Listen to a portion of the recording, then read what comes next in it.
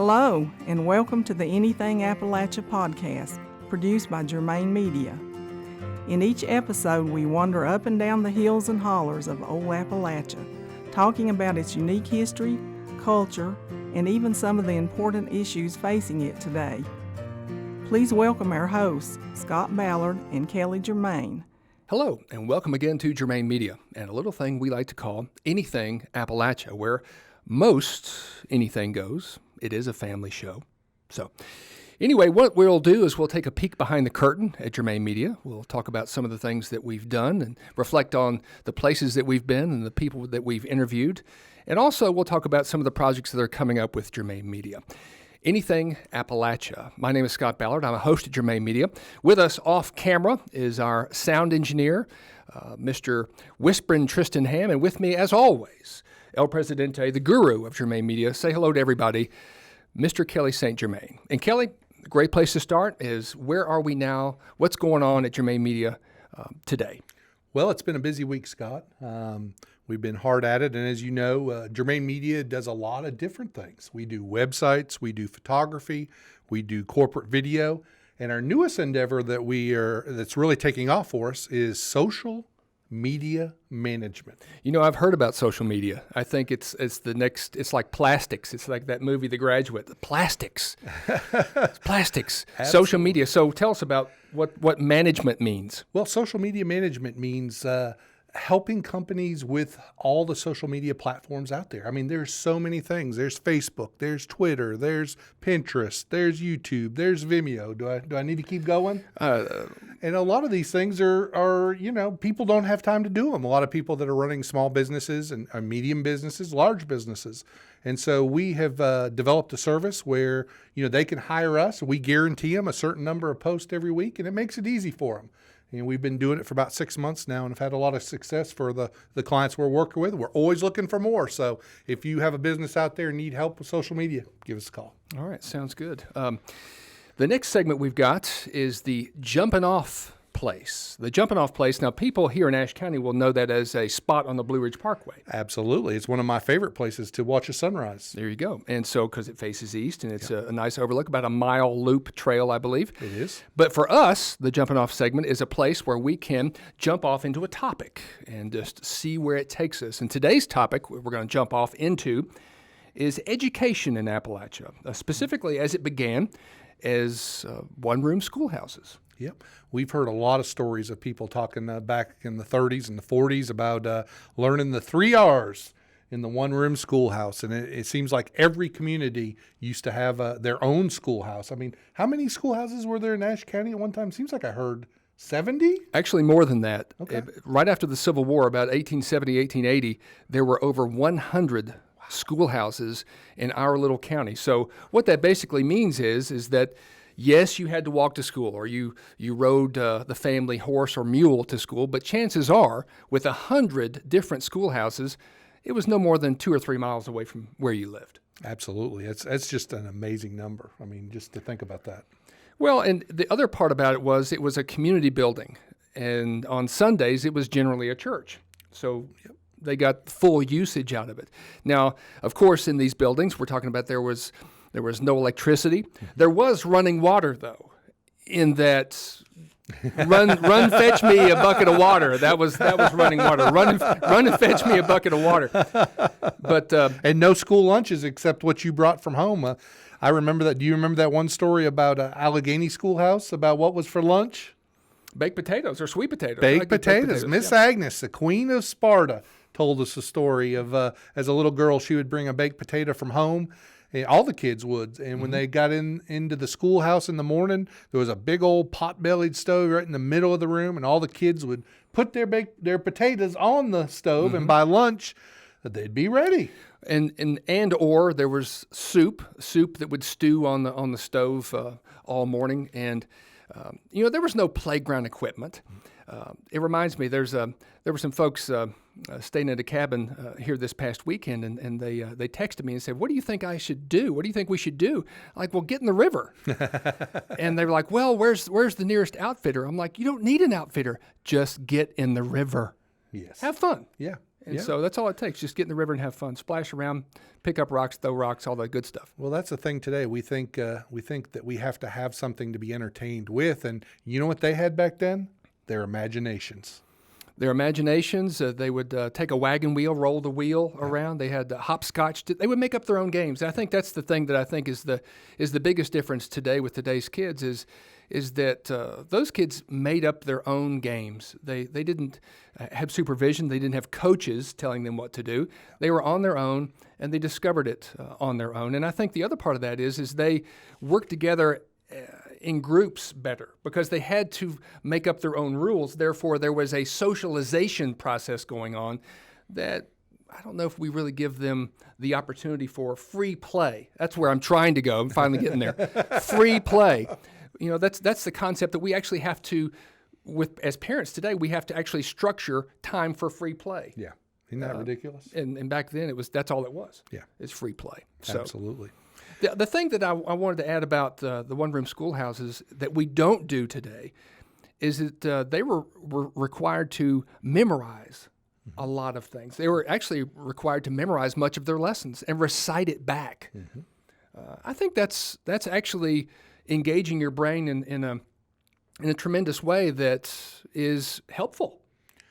It's a challenge. Yeah, absolutely. Absolutely. I mean, they would remember whole, quotes from Shakespeare and pages and verses and things like that, I guess it's frowned upon today in modern education.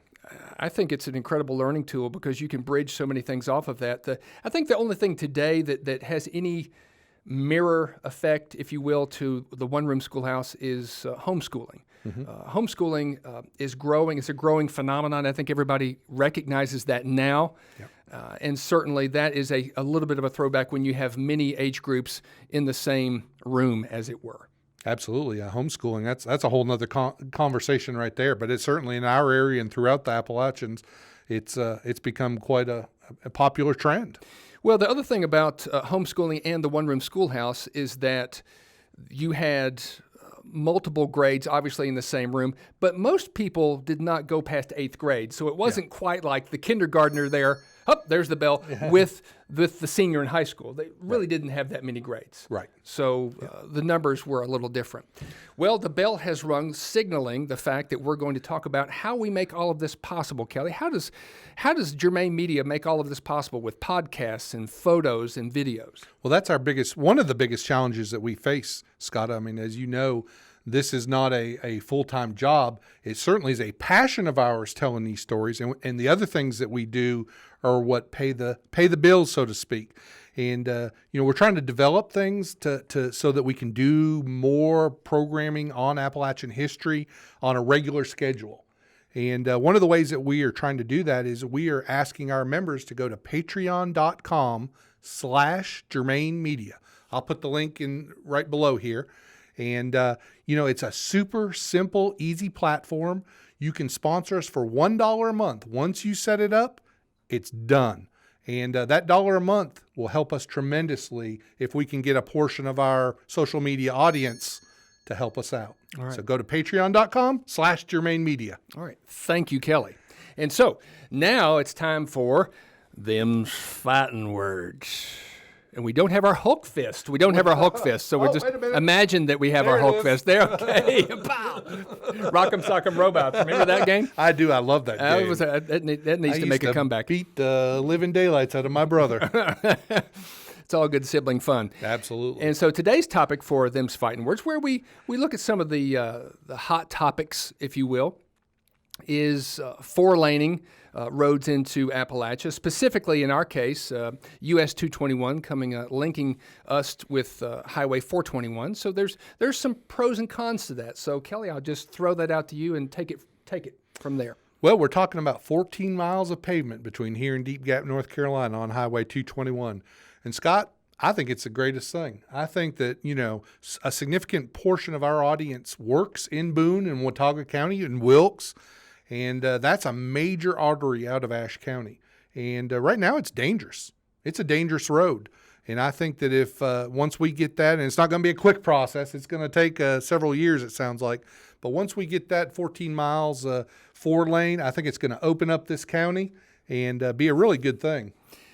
there are people in this county that would rather it not be opened up. True. And they feel like that the four-laning process itself, because the right-of-way is literally like 60 or 100 feet on either side, it's just a massive right-of-way, that it despoils some of the beauty of the drive-in, some of the beauty of nature as you drive into Ashe County, because if you look and see the massive amount of dirt that they're moving, they are completely changing the landscape, and that's everybody's first impression. When we talk about billboards, right, we have this moratorium on visual pollution, if you will, in the form of billboards in Ashe County. Well, what's the difference in having this huge mountain or this hill completely graded off and cut all the trees down? What's the difference? It's called the cost of progress, which it may not be a popular thing all the time everywhere. But, this county, where a lot of places, we are struggling for jobs. The jobs of yesterday, some of the industrial, the factory jobs that we had are gone, and they've been gone for 20 years. And, one of those things, and this is a whole conversation of itself, the tourism economy is huge for Ashe County right now. We've been discovered in the last probably 4 or 5 years. West Jefferson has done an amazing job retooling their downtown and making it pedestrian friendly, and shops are flourishing. And I think that road is going to be a benefit to the whole tourism industry. It's going to make it easier for people to get here. It's going to make it easier and much, much safer for our people, for Ashe County residents who work elsewhere, to get there safely and on time. I'm going to cede this argument to you. I actually certainly see your point, and it's a point well taken. The other thing that I'll add is that I've actually got a family member who drives up here from off the mountain, and she talks about how narrow the roads are up here. Well, the fact is the roads are the same width because it's the same DOT making the roads. But the curvy roads are what kind of throw her off a little bit. So it's perception and reality, I think, when it comes to roads. Absolutely, and that perception is shaped by how much traffic there is on that road right now. And unfortunately, everybody's doing the speed limit plus, and when you've got that much traffic heading there, it's amazing we don't have more accidents than we do. I think the thing, if you look at the grading process that's going on, I think that in Appalachia as well, that anytime you can improve the road during inclement weather is also going to be a plus, because when it snows, it's going to be easier to keep that absolutely. When maintained. You think about how many times during the winter there's been traffic has come to a stop on Lemley Hill, that's been the nemesis for many a commuter over the years, and I think they're going to level that out quite a bit. I actually had a run-in with a salt truck once, and that's another story. It is another story for another time. So, moving on, we'll take the incredible career risk of using a children's toy to dictate where we're going to go in our next segment. So, you want to give her a rip? Absolutely. For everybody out there, this is our See and Say. And we take a tug on it, and we've matched up various topics with various animals. So let's see what we get. We get nothing. What was that career risk? All right, let's pull it again.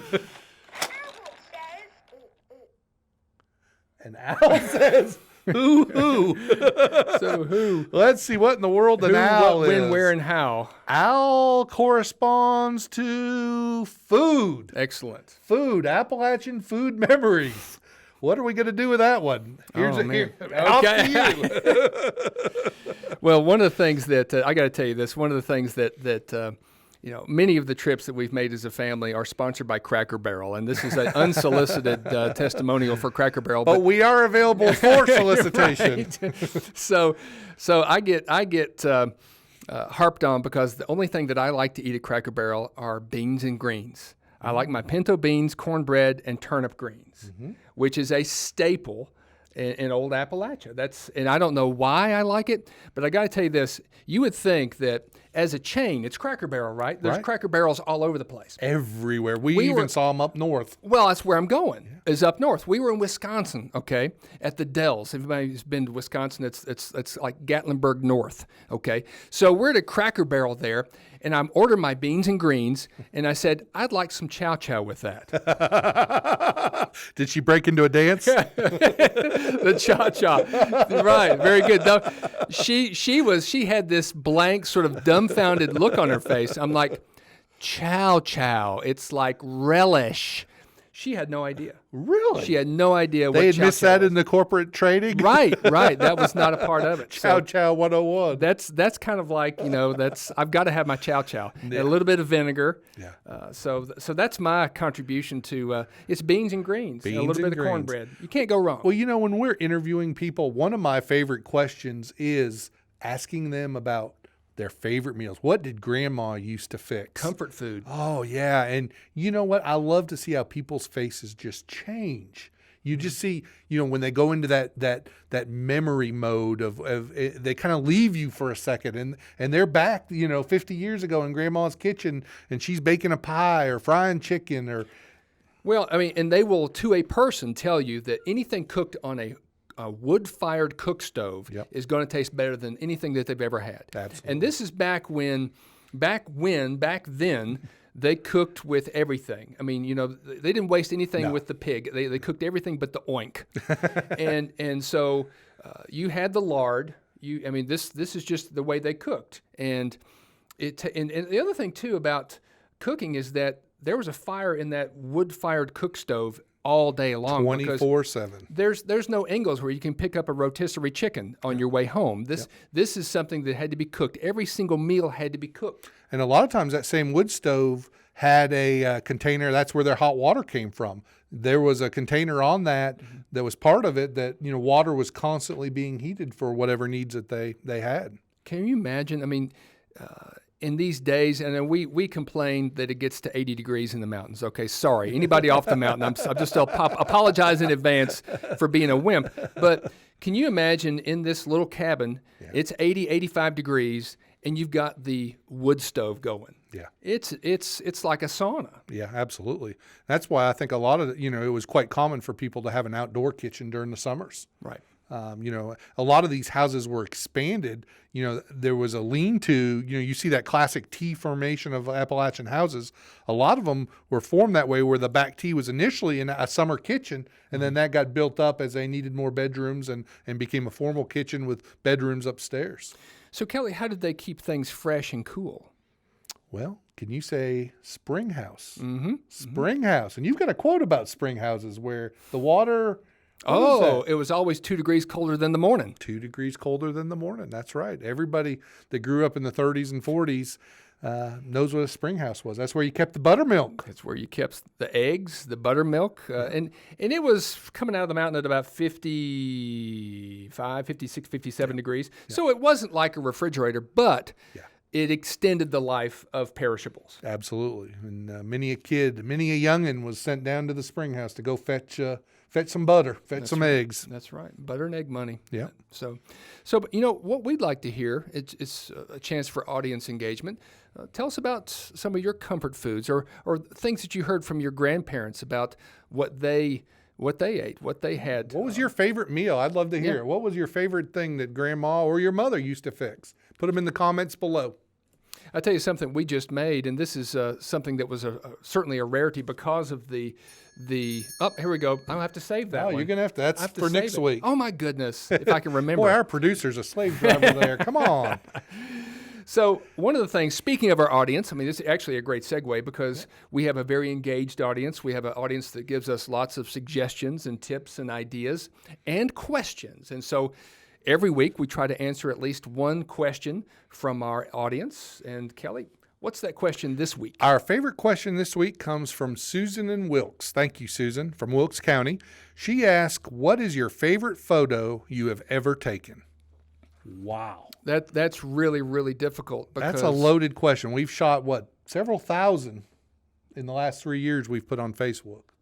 Well, and we, meaning you, I mean, I've shot some. And Lisa, Yeah. your wife Lisa, has taken many wonderful photographs. But, it really boils down to what makes a great photograph, Kelly. What makes a great photograph? Well, I think, like with art, it really depends on the individual, what you like. We've got a certain part of our audience that loves barn photos. We've got some that like animal photos, some that we like church pictures. And in fact, those are some of my favorite pictures to take. I don't think there's anything more beautiful than a little white country church. I mean, I love to find a new one and shoot it. And probably, it's almost impossible to say what is my single favorite photo, but I'm going to. And with that lead in, and it was probably one that I took back in, I think, February of this year. That was I got lost going somewhere in Watauga County where I was going to take a sunrise picture, and I ended up in Fosco, and I found a little church over there. I believe it's St. John's. And it was like 6:15 in the morning. It was about 12 degrees. I was so cold. And I wanted to take a shot of suffering for your art. Yes, absolutely. And I wanted to take a shot of shooting through the church window and catch the sun coming through the other side. And it was one of those examples of what I thought I shot and what I actually shot were two different things. When I got that photo back here and put it on the computer, I was amazed. I got reflections of the woods behind me in the window that I just like to say I had help on that photo. Yeah. It was amazing. I think what makes a great photo is that you've captured a moment in time that didn't exist in that second before and probably didn't exist in the second after you took the shot. Correct. And so that's the beauty of and the magic and the art of photography, whether you're shooting digital or you're shooting just any kind of format. Yep. And I'd just like to end that segment by saying that please send us your questions. If we choose one of your questions, we're going to send you a free T-shirt and a Germain Media hat. So you can pick a blue one, a black one, and we'll include a hat. So just put your questions. You can send them to us privately or put them in the comments below. Okay. All right. Well, that wraps up another Anything Appalachia podcast. Thanks so much for staying with us and watching.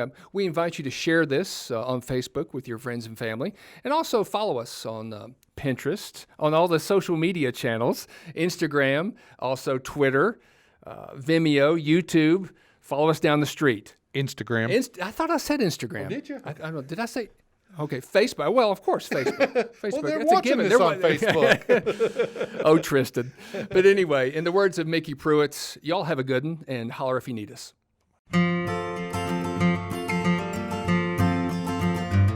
That brings to a close another edition of the Anything Appalachia podcast, produced by Germain Media. We hope you enjoyed the conversation and will tune in next time. Until then, here's hoping that you and yours are fine and dandy.